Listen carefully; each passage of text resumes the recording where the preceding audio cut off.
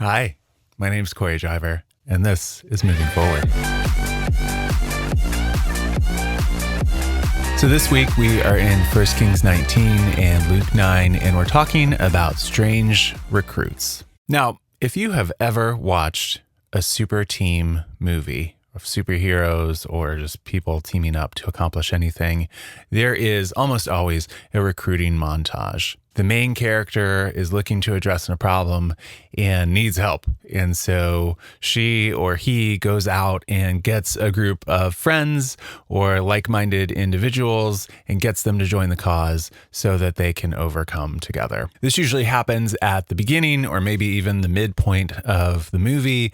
It very rarely happens right at the end. And it very, very, very rarely happens with people who are actually not that helpful. Like, it's supposed to be helpful. That's why we're doing the recruiting. That's not what happens in the lectionary readings for this week. We have a story of very strange recruits. The first story is from 1 Kings 19. Elijah is burnt out on his ministry. He faces some challenge and some pushback when it was supposed to be like the one final battle between the God of Israel and the gods of the surrounding nations, and particularly like the gods of the Sidonians. And that's not it, right? The national religion of Israel is still up for grabs. It was supposed to be decided at the prophet off, which God handily won. But Jezebel is still in power, and there are lots of Israelites that still worship other gods. And Elijah is super burnt out. It's like, oh, this was supposed to be done. I was supposed to not have to do this thing anymore. And he goes into the wilderness to die specifically, like leaves his servant behind and goes into the wilderness to die.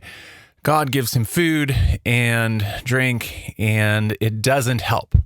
So my snack and a nap people who like to do the meme, like God gave Elijah a snack and a nap, maybe you just need a snack and a nap. No, he's still burnt out. He has the same complaint before, during, and after. Snack and a nap doesn't help. It doesn't do the thing. And to try to fix burnout with a Band-Aid instead of addressing the main issue, which is a frustration causing the burnout, is a great disservice to everybody. So if you're spreading that meme about Elijah just needing a snack and a nap, stop it. So Elijah is at the mountain and he wraps his head with a cloth to try to prevent himself from having a sensory encounter with the God of the universe. That's how intense this burnout is. Like, I don't want to hear you anymore. I don't want to be a prophet anymore. And so God finally announces Elijah's retirement plan. God takes Elijah rather literally, but maybe not that seriously, and says, oh, you are so fed up with the Israelites, huh? Okay, well, look, I need you to anoint 3 people who are going to kill a bunch of Israelites. And that's the framing: Hazael, Jehu, and Elisha. But Elijah doesn't want to kill Israelites. He just wants them to worship the right God. And so even this announcement of a retirement plan and 3 people to replace him, Elijah isn't excited about, and he doesn't do his part. He was to anoint 3 people. He anoints 0 people. What he does instead is, as he's walking, and he's continuing walking, he merely takes off his cloak and puts it on Elisha's shoulders, right? There you go, kid. Go get him. I'm done. Elisha, understandably, wants to tell his folks where he's going, and Elijah is not super impressed, but he's not super impressed with anybody or anything. And he says, go back. Fine. Done. I don't care. So then what does Elisha do? He turns and follows Elijah immediately?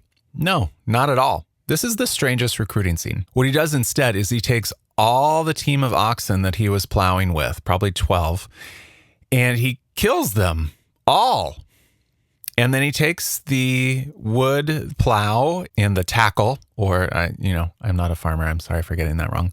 He takes all the material used for plowing, sets a fire, and burns the oxen, cooks them on top of that as a sacrifice, and then distributes the meat to all the townspeople. That would take many, many, many hours. This is not a quickly done task. This is a lot of work to kill 12 oxen, to start a raging bonfire, cook all the meat, and distribute it to all the people.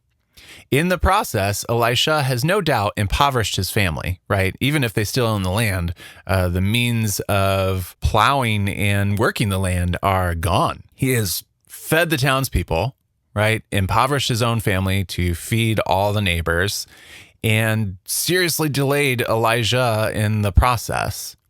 But that's Elisha, and that's a pretty strange recruitment process. Elisha will eventually announce Hazael's genocidal reign to him. Congratulations, you're going to kill a bunch of people. And then he sends one of his own servants, he doesn't do it himself, to anoint Jehu to begin to, kill a whole bunch of Israelites in leadership. It is very strange, but this is a story of strange recruiting. Jesus also does a bit of strange recruiting.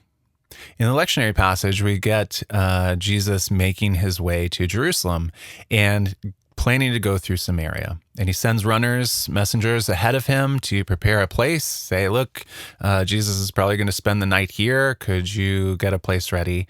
He's headed to Jerusalem. And the Samaritans are nonplussed. Like, why would we support anybody going to Jerusalem? That's sort of not our thing. Our whole thing is that we have Mount Gerizim right here. Perfect place to worship. It's probably right. Jerusalem's probably wrong. According to the Samaritans, no, we're not supporting your pilgrimage. Think like in the bad old days, this would be like somebody coming from Morocco on their way to the Hajj, and stopping over in Crusader Jerusalem to say, hey, I'm going on the pilgrimage to Mecca. Could you put me up for the night? And like Crusader Christians being, no, we're not going to do that. We think that this is the place, not that. Why would we support your pilgrimage to a different place? Right? It's just unthinkable. Right? It's kind of strange ask. And so the runners that Jesus has sent up ahead, James and John, want to call down fire from heaven and annihilate the Samaritans who are not being hospitable. And Jesus says, no, don't do that. We'll find a different place to sleep.